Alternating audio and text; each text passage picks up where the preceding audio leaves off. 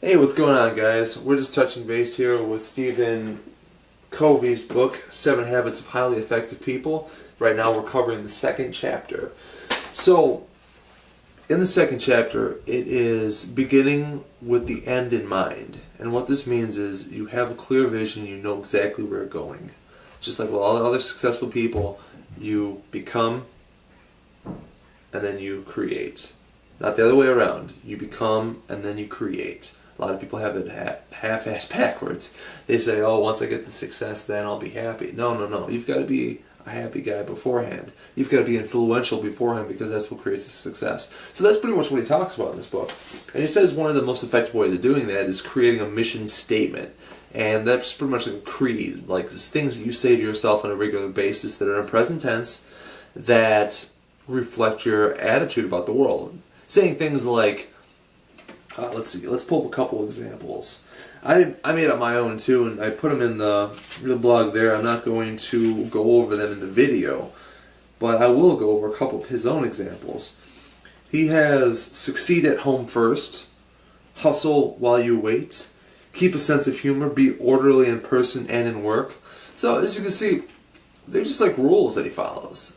Rules that you follow, when you make your mission statements. These are things you're going to keep going with. And they're not flimsy, they are your core commitments. They are the things that you're following with day in, day out. They define your character. And one of the important things to be able to make this understanding of this list of core commitments is, he said that depending on what you're centered on, is going to influence 4 elements. And those elements are wisdom, power, security, and guidance. Now what are these? Well, wisdom is the way you perceive the world around you.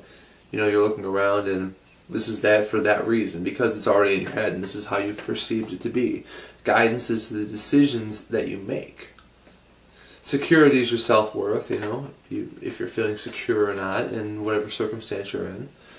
And then the last one is power, which is the ability to become motivated and take action, your action potential, or your ability, capacity to act. So these 4 things are influenced by what's in your center. So what does that mean? Well, if I'm focused on something in my center, like money, for example, then let's go out through the 4 different elements. Well, if my main center idea is money, then how's my power? Well, I'm motivated to go get money. Well, what happens if I don't have any money? Well, maybe I'm still motivated, maybe not. My security, if I have a lot of money, then all of a sudden I'm secure with the idea with having money. But if I don't have any money, then I'm insecure with the idea. If my perception is that if I don't have money, then I wouldn't be. Do you see where I'm going with this? You need something stronger. You can't focus on something external. And I might say something like marriage, because marriage, friendship, anything external from you. The idea is it's got to be something internal, like principles, values, like running with integrity, running with quality. These are things that you decide, not something that other people decide. And there's other examples I'll put in the blog and it'll be fine. I encourage you to read the book, absolutely. But you want to find out what your center is. You want to find out exactly what is going to drive you. And then you go ahead and write your statements down. Write these statements down on a piece of paper. Carry them with you. I just did it. As soon as I read it, I'm like, I need to do this because this is what successful people are doing. I need to listen to this and go ahead. So I'm doing it. I did it. So I'm going to carry it around with me, and I suggest you do too. But I'm not going to run too long into this. We can go over all the different things of altered centerednesses, these things that he gives examples of that are in the core, why they don't work, but I won't worry about that. You'll get the book and you'll be fine. But I do want to say I strongly suggest that you take action in your life. I'm going to have a link down below, and what I want you to do is, as soon as this video is over, I want you to go ahead, click on that, and I want you to sign up. Now, what are you signing up for? Well, you're going to be signing up for some training tools.